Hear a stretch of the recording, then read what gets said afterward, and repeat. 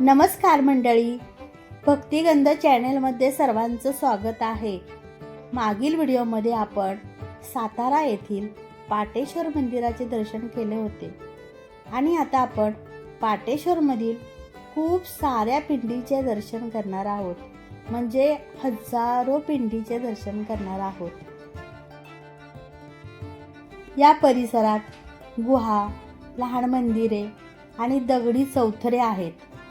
जंगलाने वेढलेले असल्यामुळे खूप शांतता आहे, मन प्रसन्न करणारे वातावरण असते। साताऱ्याजवळील प्रसिद्ध पाटेश्वर मंदिर हे महादेवांचे अतिशय पवित्र आणि ऐतिहासिक स्थान म्हणून ओळखले जाते। तसेच या ठिकाणी डोंगरामध्ये कोरलेली शेकडो प्राचीन शिवलिंगे दिव्य ऊर्जा प्राप्त करतात। निसर्गरम्य तसेच ट्रेकिंगसाठी हे स्थान खूप प्रसिद्ध आहे।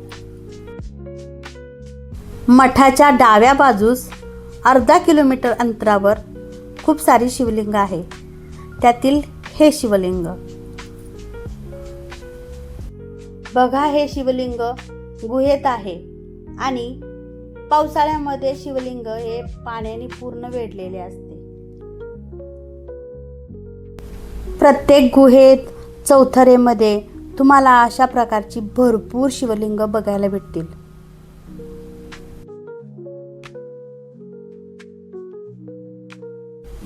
या गुहेत 3 शिवलिंग आहेत आणि गुहा असल्यामुळे खूप अंधार होता, त्यामुळे शूटला थोडीशी अडचण आलेली आहे।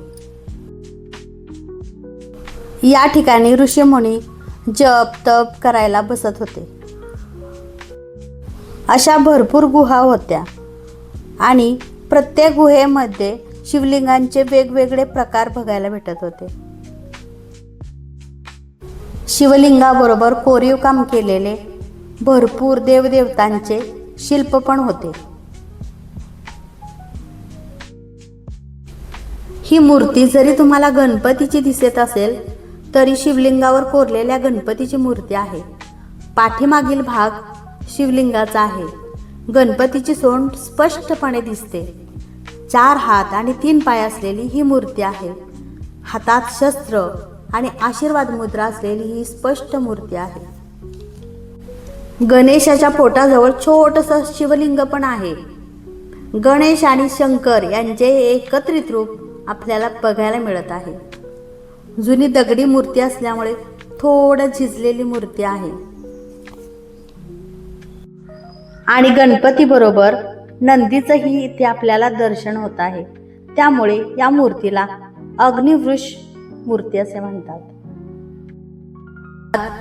प्रत्येक मंदिर पूर्ण दगडात आहेत, भक्कम भिंती आहेत आणि प्रत्येक शिवलिंग पण मंदिरात आणि गुहेतच आहेत। चारी बाजूला जंगल असून सुद्धा तिथे भाविकांची खूप गर्दी असते।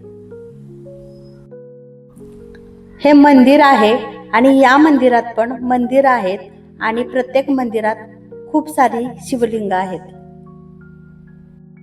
हे सप्त शिवलिंग आहे आणि ही रचना फक्त पाटेश्वर मंदिरात गुहेतच दिसून येते।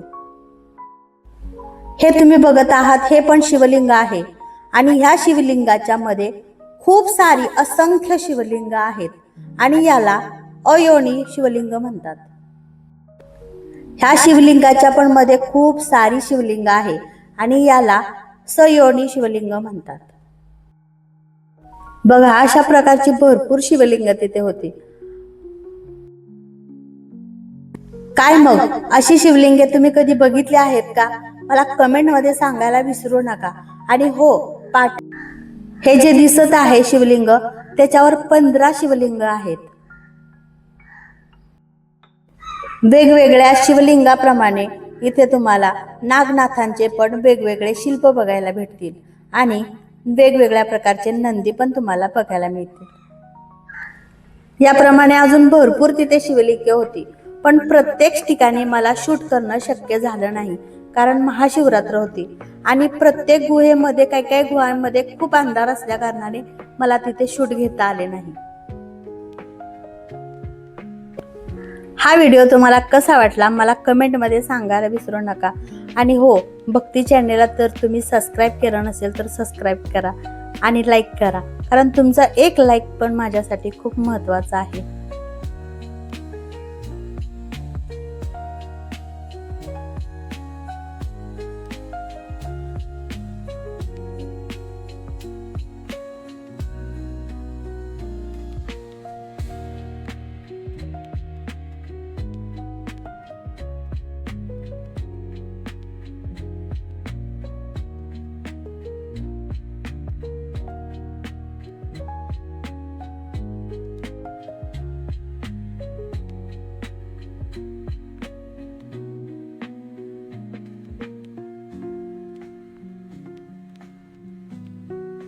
ह्या गुहेमध्ये 9 पिंडी ठेवल्या आहेत.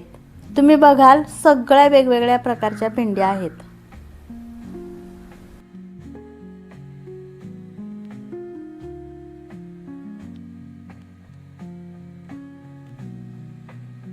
आपण आलेलो आहे पुढच्या गुहेमध्ये आणि तिथे आता अभिषेक सुरू आहे. आणि बघा पूर्ण अंधार आहे आणि आतमध्ये पण पिंडी होत्या, पण आम्हाला आतमध्ये जाता आला नाही. आणि ज्या बाहेरच्या बाजूला पिंडी होत्या तिथलं मी शूट केलेलं आहे. आणि आतमध्ये पिंडी होत्या पण तिथं पाणी पण होतं, त्यामुळे मी काही आतमध्ये गेले नाही.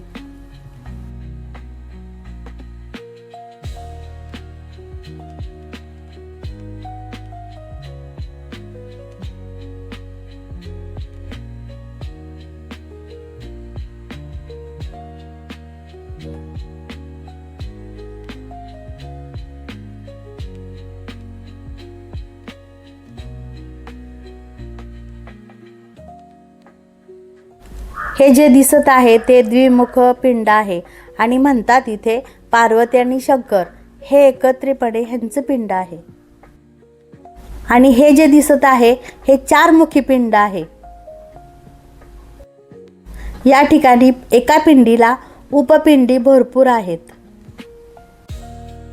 काय मग तुम्हाला काय वाटतं, या ठिकाणी नक्की वास्तव्य असणार महादेवांचं, हो ना? आणि